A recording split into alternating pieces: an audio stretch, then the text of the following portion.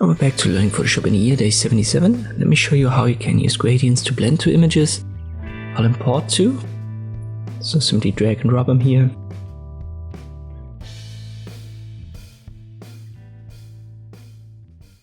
Confirm via enter. Now that we've got them, I'll move them around, then I press Ctrl T to transform them.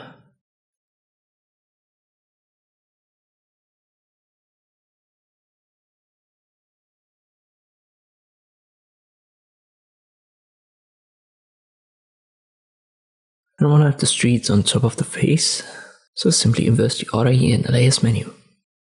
For now we've got a very clear edge here, so that's usually not what you want. And we can add a layer mask to the top image, which is our streets.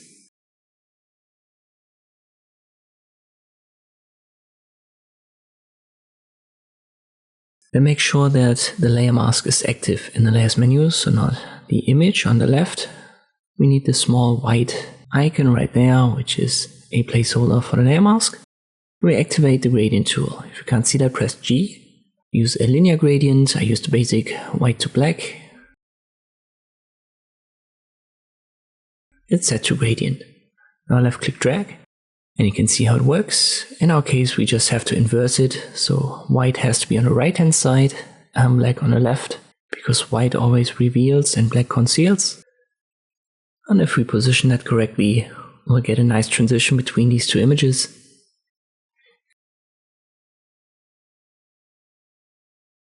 You can also try to adjust it via the slider in center, which is for the location of the transition. But usually this is going to leave you with sharper edges as well. So it's better to keep that somewhat in center.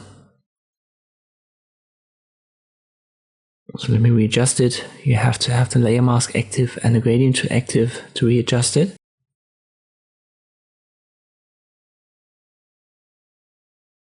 And something like this should be fine. You can still resize the image below, and this shouldn't change much with the transition. Let me make that a bit bigger. Press Ctrl T.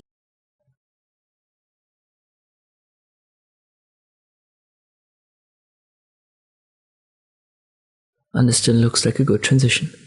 And this I can use the gradient tool to blend two images. I hope this video was helpful. Thank you for watching, and I'll see you next time.